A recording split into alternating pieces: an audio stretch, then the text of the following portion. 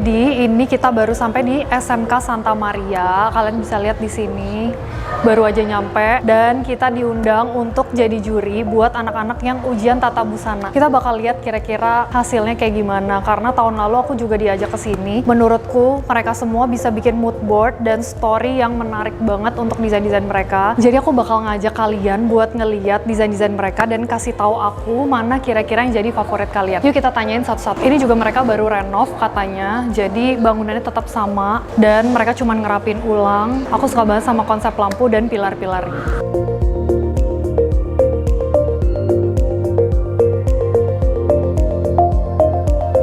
Halo Bu, terima kasih. Iya. Silahkan Miss. Halo Apa Miss, kabar? baik. Selamat siang semuanya. Berarti ini urutan anak-anaknya sesuai dengan mereka yang ada di sini ya? Berputar sampai ke Sana.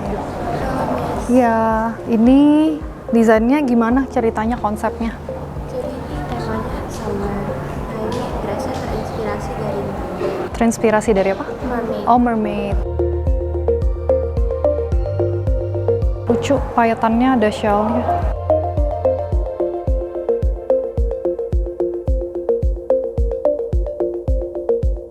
Ini pakai organza. Iya, sama Tila. bukan tila. Oh, jadi ini sebenarnya nggak di sini ya? Iya. Sebenarnya nih di belakang. Oh, jadi ini bustinya harusnya tidur ke dada. Oke. Ya. Gimana kalau yang ini konsepnya? Ini mempresentasikan sisi dari musim dingin yang gelap.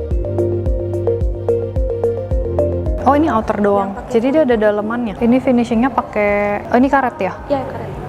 Supaya stretch di tangan. Ya. Yang ini gimana konsepnya? Jadi di sini tema saya itu spring. Saya memilih judul Whispering Florals, di mana dalam bahasa Indonesia itu Whispering Florals kan artinya bunga-bunga yang berbisik. Jadi kenapa berbisik?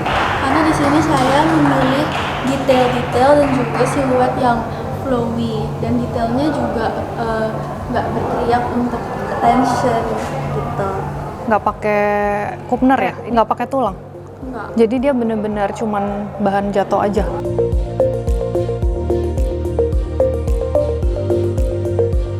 Cakep sih. Aku pilih subtemanya itu interferi karena aku suka yang very juga. Yang ini pakai bahan apa satinnya? Yang ini pakai liquid. Pakai liquid ya. Cakep sih kilatnya. Thank you.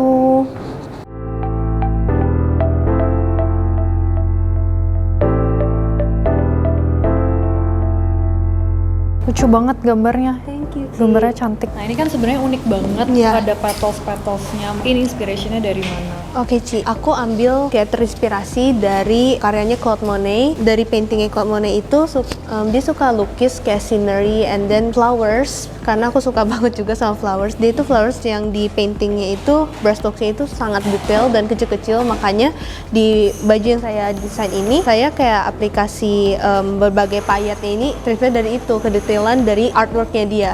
Dan juga beberapa artworknya dia itu saat saya research menceritakan tentang kehidupannya dia juga. Jadi saya juga terinspirasi dan saya ingin juga buat koleksi tentang kehidupan saya juga. Jadi pertumbuhan di mana dari saya dari bersifat kayak polos dan seperti like anak kecil sampai menuju maturity juga. Jadi looks yang saya present hari ini yaitu Orchid Becoming Unfold itu adalah look ketiga dari koleksi saya.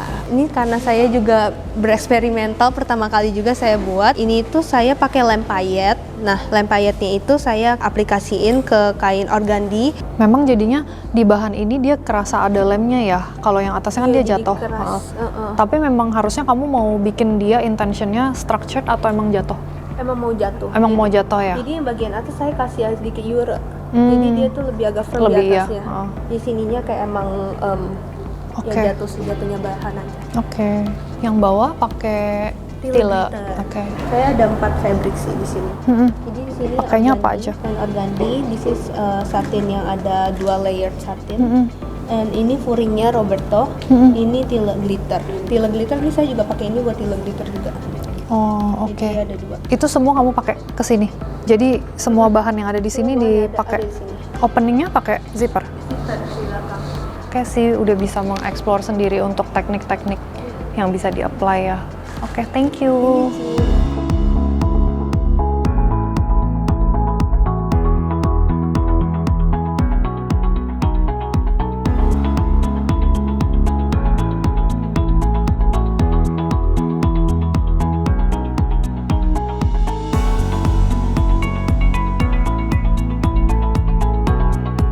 Ini lucu banget.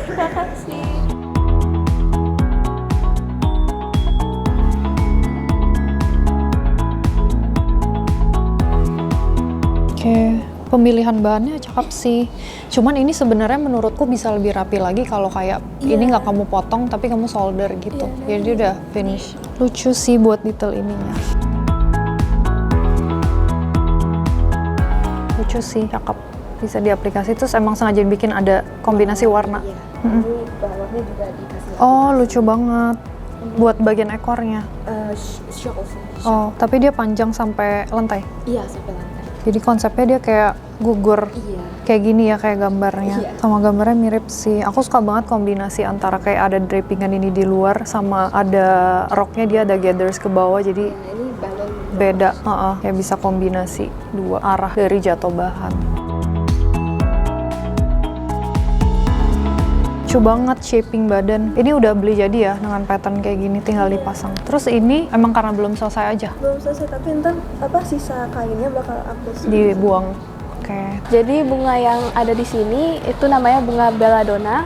Konon katanya bunga belladonna itu dipakai sebagai campuran ramuan dari para penyihir supaya mereka bisa terbang.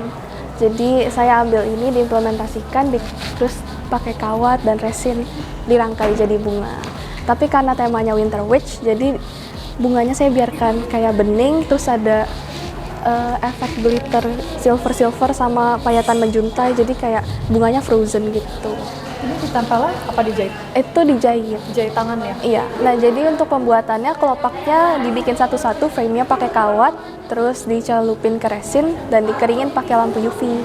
Setelah itu kawat 5 kelopak itu dirangkai jadi satu, terus ditambahin lagi untuk payat-payatannya. Berarti ini prosesnya kayak kamu bikin nail art, Iya, tapi betul. ini dibikin jadi bunga. Iya, jadi jewelry. Terus kalau payatannya ini sebenarnya agak susah, tapi saya tusukin pakai jarum gitu. Oh, untuk bisa masukin. Iya, jadi yang ini saya bikinnya pakai lem tembak. Saya bikin dulu polanya satu-satu, ada bagian bawah, bagian depan, sama bagian atas, terus bagian tanduknya ini. Nah, habis dibikin pakai lem tembak satu-satu, dilepas, terus baru dirangkai jadi satu bagian tulang. Habis itu baru ditusuk pakai kawat, terus saya bikin di sini ada papan, baru dijadiin satu semuanya. Ini lucu sih dan ini keren banget. Thank Ini you. bisa Itu mau ditempel, gantungan. iya, mau ditempel di punggung model. Oh, ini harusnya adanya di belakang. Sebenarnya awalnya mau bikin kayak orang-orang kan 3D print, tapi karena mesinnya mahal. Ada 3D print. Iya. Jadi ini dibuatnya dari lem tembak. Low budget. Bagus banget karena hasilnya rapi banget. Thank you. Ini pun juga sama ya? Ini pakai clay bikinnya, Oh, jadi clay. awalnya bikin kerangkanya pakai kawat dulu, terus dilapisin clay. Oke, yang ini jauh lebih berat. Tapi Iya, kelihatan sangat karena rapi sih. ini ada real crystals juga, black tourmaline aku tempelin.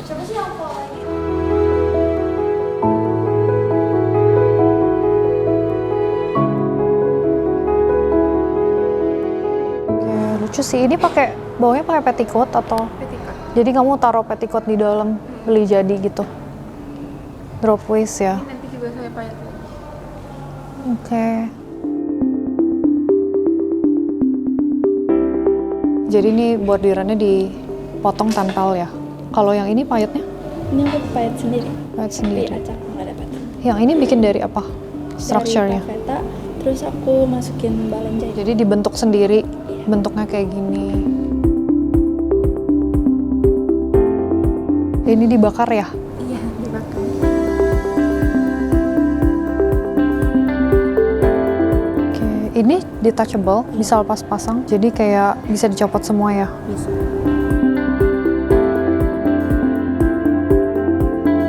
Yang terakhir ya, ini warnanya bagus.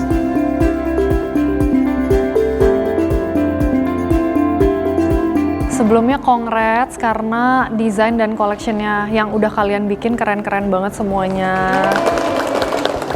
Menurutku dari kayak semua desain yang kalian bikin ini, yang bikin semua jadi keren itu karena bisa menjelaskan story dan ceritanya. Jadi kayak mood boardnya itu selalu jelas. Kan banyak orang kalau misalnya bikin desain itu cuman kayak buka dari Pinterest, cari-cari mana yang bagus, mereka compile terus di-combine bikin. Jadi kayak cuman nge-copy dari yang kalian lihat referensinya yang bagus apa. Mungkin emang bener kalian ada ngambil reference juga, tapi kalian bisa menjelaskan kenapa desain ini seperti ini, kenapa ada detail ini, kenapa ada bunganya, kenapa pakai organza, kenapa pakai mikado. Jadi semua itu jelas, ada kayak background story-nya itu kenapa. Dan menurutku yang membuat seseorang jadi seorang desainer itu bukan hanya karena kalian bisa mencari desain yang bagus apa, tapi karena kalian bisa menjelaskan inspiration itu dari mana.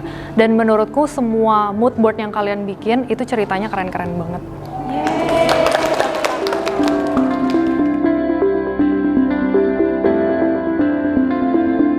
Makasih banyak. Iya. Boleh dong. Aku seneng banget diundang. Berikutnya datang lagi loh. Iya, Miss, thank you ya, Miss. Tadi kita udah selesai ngeliatin seluruh desainnya. Menurutku emang kalau kita ngomongin soal jahitan dan pola ya, itu jam terbang. Kayak emang orang harus lakuin terus-menerus baru bisa lebih dapat feel-nya dan makin lama makin rapi. Cuman menurutku secara desain, konsepnya itu sama ceritanya menarik. Mereka kayak udah ngerti konsep menjadi desainer itu bukan cuma bisa bikin desain yang bagus, tapi bisa tahu apa maknanya dan bisa menceritakan. Terus aku tuh dikasih brief nih sama gurunya dan dia bilang ketentuan untuk dapat nilai 100 itu harus sesuai dengan tema yang ada di mood board, warna yang mereka pilih sesuai sama palet yang ada di mood board, ditata rapi di infraboard. Satu lagi, kalau dipasang di patung, figur dan proporsinya itu harus tepat. Aku tuh tadi udah interview beberapa dan aku nemuin beberapa anak yang menurutku keren banget karena biasanya anak kuliah aja nggak sedetail itu, nggak serajin itu untuk research gimana cara bisa ngembangin sebuah tekstil. Tapi dia itu anak SMK bisa nemuin cara nge-replicate 3D print itu pakai lem tembak dan dimana itu jadi keren banget. Terus satu lagi, dia ngebentuk petals dari orchid, jadi kelihatan pakai gaun dari petals bunga. Aku pengen tahu juga kira-kira kalau menurut kalian yang mana desain-desain itu yang jadi favorit kalian. Miss, ini adalah sertifikat sebagai desain penguji uji kompetensi keahlian busana. Ya, terima kasih ya Ibu. Sama-sama. Sudah mengundang. Makasih. Terima kasih.